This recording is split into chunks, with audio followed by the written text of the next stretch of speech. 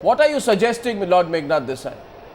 You're saying this is not enough? The Jantar Mantar protest is not enough? Every big metro, people stop traffic in downtown by just sitting down on the road.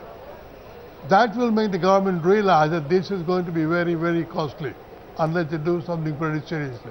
Arvind Kejriwal. I've done these sorts of things in my young days. I'm sure you have. Arvind Kejriwal, what are your plans for this movement? Is this going to be limited to 2 or 3 cities? Are you going to attempt to make it bigger, to make it more national or inclusive? Arnab, as I told you, we are not making any attempts. It's a spontaneous, completely spontaneous movement. 450 places. Yesterday there was one-day Anshan. And now it is continuing in many places. Relay fasts are continuing. Fast unto death is continuing. On 12th of this month, there is going to be a Jail Bharo Andolan all across the country in many of these places. Now, I don't know how it's going to, because as days pass by and if Anna's health deteriorates, I think there's going to be an emotional upsurge all over the country. And I don't know how the people are going to react to that. I don't think the government can afford it. Vinod Sharma, why is the government allowing this to, to play out without even giving, till this point of time, a single, word or a sense of reassurance? That we are willing. Well, I think that they are playing with their own future, as I told you earlier. I mean, I don't know what is the problem. I mean, the simple demand of the activists today is that there should be a committee that is inclusive. There should be a drafting committee that is inclusive of civil liberty activists, civil society activists and the government. And my personal view is also every single party that is represented in parliament, so that you come to an agreement on a draft and then the draft is passed by the cabinet and placed before the parliament for it to pass without hindrance. And my only advice here would be that, that the text of the draft should be such that it should not run counter to the existing scheme, constitutional scheme, where the judiciary, the executive, the legislature, they have their defined powers. And this Lokpal should actually be strengthening those institutions against corruption, besides itself being proactively against corruption. I mean, no new institution can be created at the expense of the existing institutions. Our task is to strengthen them and create new institutions to check corruption. And that is where I think the challenge lies. And that is where the negotiating skills of people like Mr. Kejriwal will be tested. Well, who's the negotiating skills of Kiran Bedi will be tested. Sure. Well, Anna Hazare's perseverance will be tested. No, we are not. And that is where I think the truth, Vinod Sharma, I get a sense. I get a sense. They should.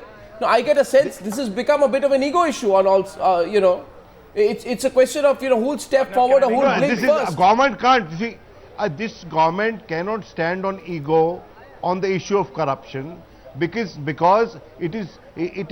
has lost so much of its in popular esteem in terms of corruption, because of corruption. So if it wants to enhance itself in popular esteem, it must come to terms with the existing Krishna, situation quick last word. and accept this all-inclusive drafting committee. Another point I'm trying to make is that I think the agitation is stuck on the point of should they be a member of this drafting committee or not. My point is that's not important. Whether it is X or Y, who brings in the substantive provisions into the bill is what doesn't matter, but the substantive provision should be there. Arvind himself said there are 10 instances of notification in Maharashtra where Anna Hazare was part of the committee. Is that a guarantee that corruption has gone down in all those departments where those notifications have come out in Maharashtra? Absolutely not, far from it. Being a part of a drafting committee is one step, even if they are not there, but the provisions, but that is institution that comes out at the end of it is substantive. I think that's what's important. Srivatsa, we are disregarding the basic point. The basic point is it has become a tussle. It has become an ego issue. It has become, why should we give in? This is a process we have established in New Delhi, and the process in New Delhi is not going to change overnight, even if there are thousands of people or hundreds of thousands of people on Twitter or all over the country protesting. We have created a system. This is the system, this is the legislature, this is the executive. Exactly. You're not elected, you don't have a voice. That seems to be the basic nature of the argument. Yes. May I remind you? To a young participant first. Yes, To a young participant first. I think Yes. it's time that, Let's assume- that changed, because the government does not belong to the ministers, the government belongs to us.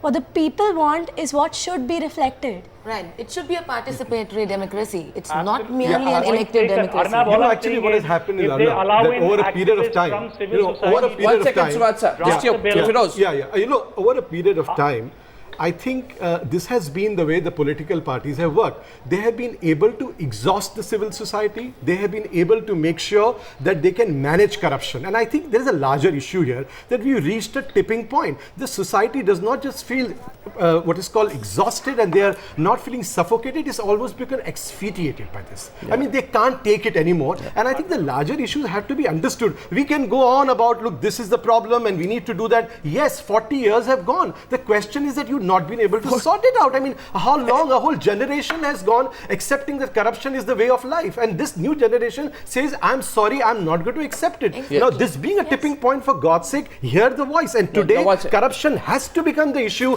in the election and for the future of this Yeah, country. you wanted to come in here. You wanted to come in when I was making that earlier point. Go ahead. Yes, which point are you No, referring the to? point, you know, the question here being raised is this. And one second, Mr. Sharma. Question being raised here is this. There are some who view this as interference in the established systems of functioning in New Delhi. You know, things work in New Delhi in a certain way. Committees are there, subcommittees are there, the government functions in a certain way. It has got a certain cozy relationship with the opposition on certain issues on which it comes forward. And this is being seen as unnecessary interference. I'm sorry to say, almost patronizing way some people say, you know, these are people, young people, we appreciate your passion, we like the fact that you are angry, but you know, you don't know how government functions. You know, that's the kind of patronizing tone I've heard over and over again. What would you say to that? I don't think we're encroaching upon anything. This is our Well said. right. We have a right to get what we want. If all the people want it, that is what is going to happen. And unfortunately, we have to show that through numbers, which is what people are doing. I'll give you an example to show how far this movement is getting. A sister of mine who's doing architecture called me from Belgaum to say that they all wanted to start a movement over there. When things reach that point, because I'll tell you something honestly, the youth are not particularly enticed by, no matter how respectable. Even people like Anna Hazare ji, they have commanded this respect by standing for something that is in everyone's hearts. So when people come down to the streets, it sends a clear message. If we don't do it, then we're sealing our own fate. Yeah. Yeah, you know, I mean, actually, there's also a you question. wanted to come in there as well. I don't know of any national movement in which the youth get involved which has not reached its goal. Please go ahead.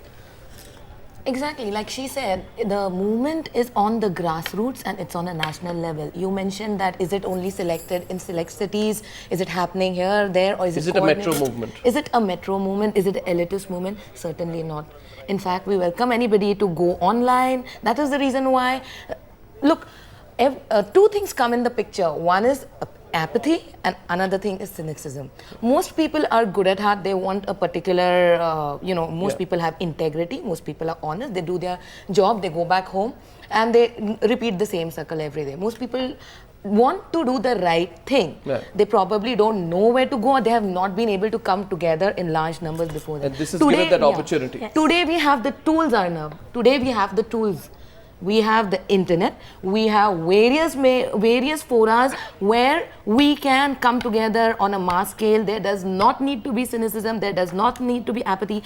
ये कुछ नहीं होने वाला. ये attitude की ज़रूरत Well, नहीं है. I get a strong sense this is going to grow. As It I has wrap to this grow. tonight, I want to ask you, Meghnad, Lot this of side. anger. You see this growing? You see Jantar Mantar, Azad Maidan, Yes, India I Gate think- becoming bigger tomorrow, day after?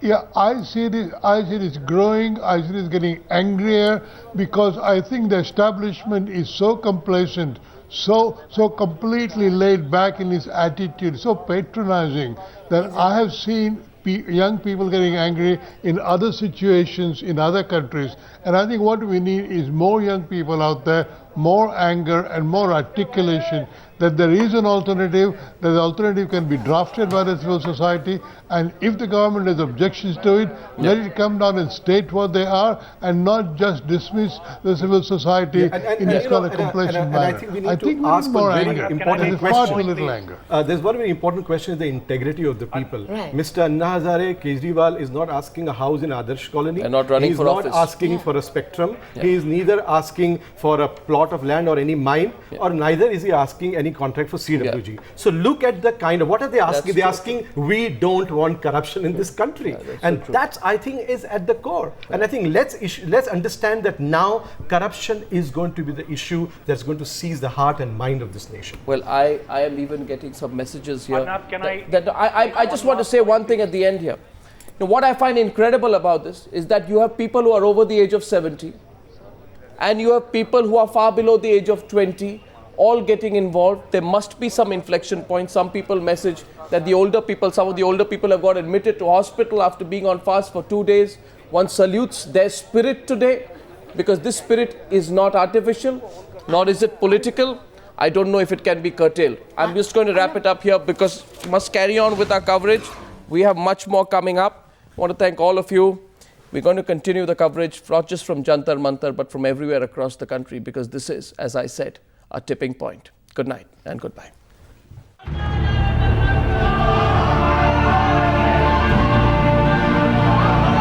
जब तक ये Lokpal bill का कानून नहीं बनता तब तक मैं जारी रखूंगा।